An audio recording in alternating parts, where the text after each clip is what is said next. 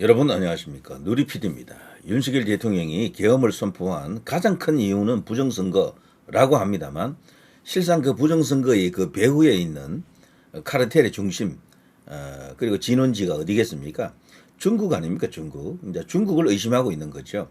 그래서 그걸 대통령은 하이브리드 전쟁이라고 하는 개념으로 말을 했었고요. 중국을 직접 지칭은 안 했지만 중국을 알 수 있는 그런 여러 가지 표현이 나왔었죠. 지금 북한, 중국 이슈 중에 중국이 더 문제입니다. 지금 우리나라를 뒤흔들고 있는 모든 이 이제 반국가 세력의 그 기반은 중국이다라고 보는 것이 훨씬 더 정확한 표현이 될 겁니다. 소위 말해서 대한민국 주도권을 놓고 친중 세력들, 친북 세력들, 종북 세력들이 이제 이렇게 나름대로 그들끼리도 경쟁을 했겠죠. 여기서 이제 친북, 종북 세력이 밀렸다라고 봅니다. 저는. 압도적인 자금의 힘에 밀렸다라고 봅니다. 돈의 그 규모에서 비교가 안 될 겁니다, 아마. 중국은요, 우리나라만 이렇게 하는 게 아니고 세계 곳곳에서 아프리카까지 가서 뭐 개지랄 떨고 있는 거죠. 그래서 이것이 이제 그동안 수면 아래로 가라앉아 있다 보니까 잘 몰랐는데 대통령이 계엄령을 선포하고 나서 드디어 이제 그런 건 실체가 이제 아직도 완전히 다 드러난 건 아니에요. 많이 드러났죠. 그래서 경악하고 있는 상황입니다. 언제 우리나라가 이렇게 됐느냐? 이대로 가게 되면은 대한민국의 운명이 위험하다. 자칫하면 중국의 일개성으로 지금 편입될 수도 있겠다. 이런 걱정을 하는 거죠. 저는 이런 상상도 해봤습니다. 이런 식으로 가게 되면요, 나중에 대통령 선거나 뭐 이런 거 할 때 대한민국을 중국으로 편입시키겠다. 한쪽은 거기에 맞서서 미국에 편입시키겠다. 아니면 독립자주파 뭐 이런 것들이 나타나서 막 이렇게 전쟁을 할지도 모르겠습니다. 체제 전쟁이죠. 소위 말해서 이제 그게 이제 그런 엄청난 어떤 이슈를 넣고 한판 선거를 치를지도 몰라요. 그래서 친중 세력들이 갑자기 대통령도 되고 국회도 압도적으로 장악해 버리면은 무슨 짓을 할지 모르는 거죠. 그래서 이재명이가 위험한 그런 겁니다. 제가 볼 때는 이재명이가 만일에 대통령이 되면요, 모든 걸 다 갖게 됩니다. 모든 걸. 절대 반지를 낀다 그러죠. 절대 반지. 우리 언론에서 벌써 그런 표현을 하고 있더라고요.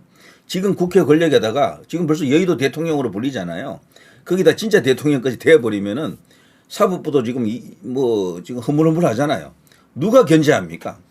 언론도 지금 중국 돈 먹었는지 중국 앞에서는 약해져요. 시진핑 앞에만 가면 작아집니다. 뭐 그러면은 어떻게 할 수가 없어. 이제 집회 엄청나게 일어나겠죠. 이제 그럴 때는 집회도 원활하지 않을 거요. 어마어마한 통제가 들어올 겁니다. 대한민국을 지킬 수 있을까요? 라고 하는 의심이 이제 들 수밖에 없습니다. 자, 이런 속에서요, 중국 이슈를 모르고 있거나, 이걸 애써 그 영향력을 이렇게 축소 왜곡하는 사람들이 많은데, 지금 나라가 위기에 처해 있다, 풍전등화다라는 걸 까마득히 모르고 있는 국민들이 너무도 많다라고 생각이 되죠. 자, 시진핑의 이야기입니다. 여기 이제 뭐겠습니까? 여기 보면 서울대 골칫거리 8년 전 문제없던 시진핑 자료실 논란. 왜? 요게 2023년도 기사 중앙일보. 시진핑 기정도서 자료실 개관 보도자료 뉴스 서울대 소식. 이게 2015년입니다. 벌써. 얼마나 오래됐습니까? 서울대가 벌써 오래전부터 중국으로부터 공략을 당했다. 중국의 공작 대상으로 서울대뿐 아니고 전국의 각 대학, 정치권, 언론계, 그때부터 벌써 그 이전부터입니다. 이미 오래전부터 중국을 연구한 사람들은요, 중국은 벌써 30년, 20년 전부터 꾸준하게 대한민국의 이 소위 오피니언 리더 그룹을 이렇게 공략하기 위해서 모든 준비 그리고 차근차근 밟아왔다라고 합니다. 그럼에도 불구하고 중국은 그렇게 계속하는 이유 중에 한 개가요, 대한민국에는 그들이 노리는 게 너무도 많은 거예요. 대한민국이 중국이 갖지 못한 것, 뭐 반도체 기술이라든가 뭐 등등 여러 가지 또 좋은 기술들이 있습니다.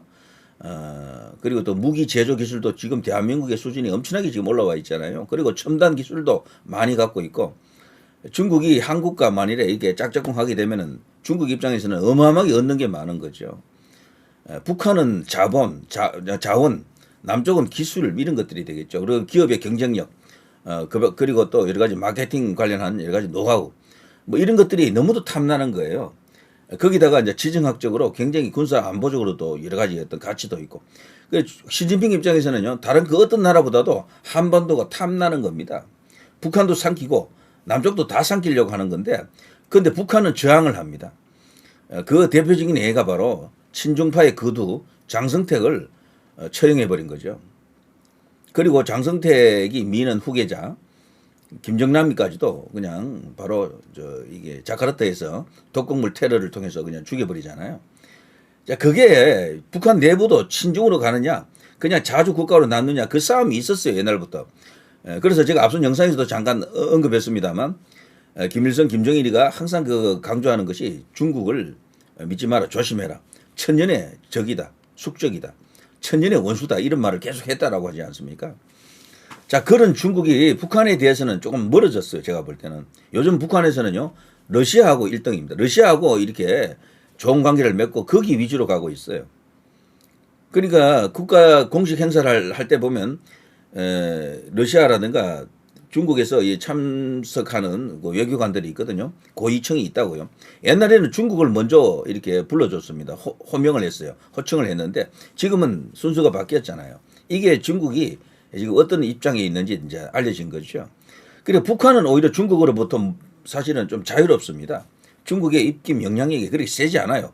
옛날에는 중국만이 북한을 컨트롤할 수 있다 그러는데 아닙니다. 제가 볼 때 북한은 중국 말을 들었던 적이 거의 없어요.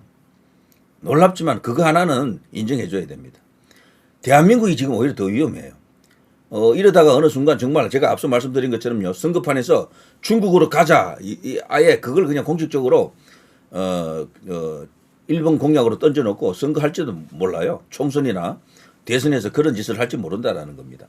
그 정도로 지금 어마어마한 상황에 처해 있다. 지금 우리나라에서 소위 이제 이 방귀깨나 낀다는 힘 있는 어떤 그런 조직 기구, 기관, 뭐 그런 어떤 조직체들이 얼마나 많습니까? 이런 데가 중국 영향을 받지 않은 곳이 거의 없을 정도입니다. 아, 정말 무서운 일입니다. 무서운 일. 뭐 정치인들은 말도 뭐 할 것도 없습니다. 여야 모두에 다 걸쳐 있다라고 봅니다. 저는 오랫동안 공작을 벌인 거죠. 민주주의라고 하는 이 맹점을 이용한 겁니다. 북한은 사실 그게 어려운 게 김정은이라든가 이 최고 권력자가 결정해버리면 그거로 끝이잖아요. 그는 이 대한민국은 자유민주주의 국가가 되다 보니까 민주주의의 허점을, 맹점을 이들이 파고드는 거죠. 여론, 뭐 여러 가지 어떤 여론 선동 어떤 수단들, 그리고 또 정치적 영향력을 행사하는 여러 가지 수단, 기관, 기구 이런 것들이 있잖아요. 그런 것들을 이용해가지고, 적절히 이용해가지고 그냥 뒤집어 놓고 있는 것이다. 수단은 딴 거 없습니다. 돈입니다, 돈. 그렇게 봐야 됩니다. 자, 아무튼 서울대 안에 이 시진핑 뭐 기념관 혹은 자료실 이런 게 있는데 뭐 도서관으로 볼 수도 있고요. 이런 게 지금 있습니다. 근데 이게 말이 안 되는 게 대한민국의 건국 대통령 것도 없고 박정희 그 대통령 그 위대한 업적을 이룬 분의 어떤 그런 뭐 기념관도 없고 심지어는요 김대중이라든가 뭐 노무현 관련에 대해서도 없어요. 그런데 시진핑께 이게 떡하니 있는 거야. 미국의 에이브럼 링컨 대통령이라든가 뭐 레이건 대통령이라든가 이런 게 있는 것도 아니고 시진핑께 여기 왜 있느냐는 겁니다. 저는 김일성이 있는 것보다 더 이상하다고 생각합니다. 김일성이 있는 것도 말이 안 되지만 이 시진핑이 여기 떡하니 있다라는 게 말이 안 되는 거지. 그러니까 이게 논란이 분명히 되겠죠. 서울대 윤 탄핵 반대 목소리, 시진핑 자료실 철거 요구도 지금 하늘 수밖에 없습니다. 해야 됩니다. 이 중국을 몰아내는 그 일을 해야 됩니다. 지금 우리나라에서 중국을 위해서 뛰고 있는 봉사하는 정치인들이 저는 엄청나게 많을 것으로 봅니다. 지금 야권이 더 많겠죠. 그럼 여당의 안에도 만만치 않게 많습니다. 만만치 않게. 여기 보시면 시진핑 서울대 제가 검색해 보니까 시진핑 그 자료실 국가주석 뭐 이런 게 이렇게 연관 검색어로 뜨잖아요. 여기 정말 이거를 과연 없앨 수가 있느냐. 이게 일종의 바로미터입니다. 우리가 친중에서 종중에서 그리고 중국의 영향력을 감소시켰다라는 증거로서 이제 이런 것을 볼 수가 있겠죠. 이 서울대 안에 있는 이 시진핑 관련 이 시설을 분명히 이게 없애야 됩니다. 이걸 이제 서울대 안에서도 문제 삼는 목소리가 일부 일어나고 있죠. 서울대학교의 수치 시진핑 자료실을 즉각 폐쇄하라. 서울대 동문들이 지금 들고 일어났던 이런 적도 있었고요. 이런 것을 우리 언론도 지금 어느 정도 문제는 인식하고 있는데 제대로 까지를 못합니다. 왜 그런가 하면은 저는 주요 언론들도 전부 여기하고 연결되어 있다라고 봅니다. 중국하고. 이게 지금 우리나라입니다. 심지어 여기 이제 한국 공자학원을 보게 되면요. 세계에서 공자학원이 가장 많은 나라가 대한민국인 것은 여러분이 다 아시죠? 23군데 뭐 그렇게 말하지 않습니까? 다른 나라도 원래는 공자학원이 제법 있었어요. 그런데 이 공자학원이 순수한 학술단체가 아니고 학문단체가 아니고 그런 기구가 아니고요. 여기가 이제 중국의 국가 이익을 대표하는 어떤 정치적, 이념적 어떤 그런 것을 이게 전파하는 그런 것으로 이제 보고 이 자유민주주의에 대한 적이다. 이제 이런 어떤 판단 하에 일종의 이제 간첩 브로커 같은 역할도 하겠죠. 이제 이런 것을 없애가는, 줄여가는 그런 추세입니다. 그런데 우리나라만큼은 무풍지대입니다. 그대로입니다. 세계에서 퇴출되는 공자학원이 국내에서는 무려 23군데 있다. 한국 내 공자학원, 중국 공산당 선정기구 뭐 등등등. 국내 중국 비밀 경찰이 이 공자학원에 지금 섬에 들어있다. 뭐 이런 이야기들 쭉쭉쭉 나와 있잖아요. 대한민국 아시아 최다 공자학원 보유. 아시아 최다가 아니고 세계 최다입니다. 공자학원이 중국 첩보기관이면 명백하다. 한국 사립대 첩보기관 놔둘 만큼 바보 아니야. 이런저런 여러 가지 어떤 공방이 있습니다만 중국을 비유하는 세력들의 말은요. 벌써 이미 오염되었다라고 보는 게 맞을 겁니다. 자, 이 공자학원 폐쇄, 시진핑 기념관 폐쇄 이런 것들이 이제 이루어지면 드디어 우리가 중국의 그 오염 물질들을 제거하는데 어느 정도 성공했다라는 증거로 볼 수 있겠죠. 그 증거로요. 자, 이 이야기만 따로 놓고 해도 엄청나게 할 이야기 많습니다만 이 정도 하고요. 자, 이걸 또 한번 보실까요? 중국이 지금 어느 정도 지금 우리나라에 큰 거대한 그 해악을 끼치고 있는지 국민들이 알게 모르게 이렇게 다가와 있는지 이제 이런 게 보여주는 거죠. 우리나라에 있는 중국인들, 화교들, 그들에게 지금 지원되는 내용들 보십시오. 엄청납니다. 정착 지원금에 지방선거권, 지방선거에 투표할 수 있는 권리도 있거든요. 결혼 비용 지원, 공공임대주택 배정의 우선순위, 공무원 선발할 때 다문화 특별 전형해야 할 때 화교 또 특별 전형이 있다라고 하는 거죠.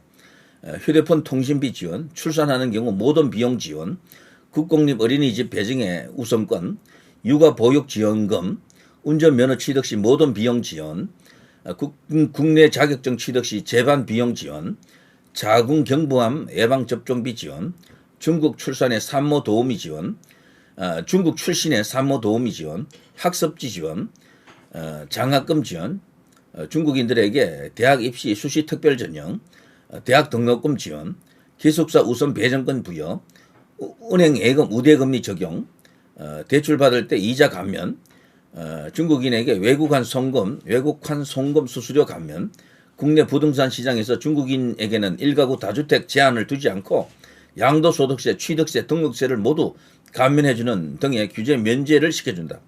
이게 지금 우리나라에서 일어나고 있습니다. 믿기지가 않죠.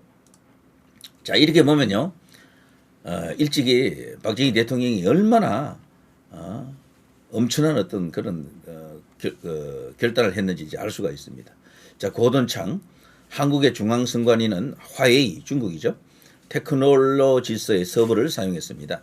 베이징이 접근할 수 있었던 중국 회사의 서버를 이용했으며 보도에 따르면 중앙선관위는 중국 인터넷 기업 텐센트와 협력해 투표를 전환시키는 알고리즘을 개발했다고 합니다. 이 텐센트가 JTBC와 1,000억 원, 어마어마한 돈, 1,000억 원 투자를 했다라는 그런 뉴스도 나갔었죠. 말이 됩니까? 일개 언론사에 1,000억 원을 뿌릴 정도면은 이 돈의 규모가, 돈의 크기가 도대체 어느 정도이겠습니까? 그래 북한이 여기 중국을 못 따라가는 거예요. 이 돈에서 돈질하는 이 차원에서 말이죠.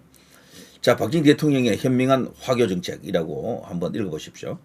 대한민국 국민의 주권을 지켜주었던 뛰어난 해안과 뛰어난 판단력. 당시에도 중국은 중공이었기 때문에 공산국가로부터 대한민국 국민을 보호하고 대한민국을 지켜야 하기 때문에 대통령이 할 수 있는 최선의 정책이고 최고의 정책인 것입니다. 1. 국회의원 및 공무원 임용 금지. 2. 판사, 검사, 의사 등 전문직 진출 금지. 3. 부동산 소유 금지. 4. 선거 출마 및 투표 불가. 5. 한국인과 동일한 세금 부과. 6. 방송 출연 금지. 7. 기자, PD, 작가 등 미디어 종사 불가. 8. 정부가 정한 특정 지역에서만 거주 가능. 9. 중국과의 연락 금지. 10. 한국 비방 금지. 11. 중국식 건축 양식 금지, 12. 식당 개업 시 신고제가 아닌 허가제 적용, 13. 차량 구매 및 등록 시 공무원의 허가 필요. 이런 것을 문재인 거치면서 다 무너져 버렸죠. 대부분 지금. 그래서 박정희 대통령이 얼마나 통찰력이 있고 정말 위대한 결단을 내렸는지 아실 수가 있을 겁니다. 이렇게 해놨기 때문에 그 당시 이제 이 화교들이나 이 중국과 연결된 사람들은 중국집 이 소위 식당 장사하는 거 외에는 할 게 없었던 거죠. 자, 그렇게 만들어 놨던 나라가 지금 이렇게 뒤집어지고 있는 것이다. 좀 놀라운 일인데 이걸 다 드러낸 게 윤석열 대통령의 계엄령이었다라는 겁니다. 자, 이제 근본일적 모든 걸 다 드러냈습니다. 이제 다 걷어들이고 접수하면 됩니다. 이기면 됩니다. 그럼 모든 게 정상화되겠다 이런 생각이 들죠. 자, 누리 PD 김준이었습니다.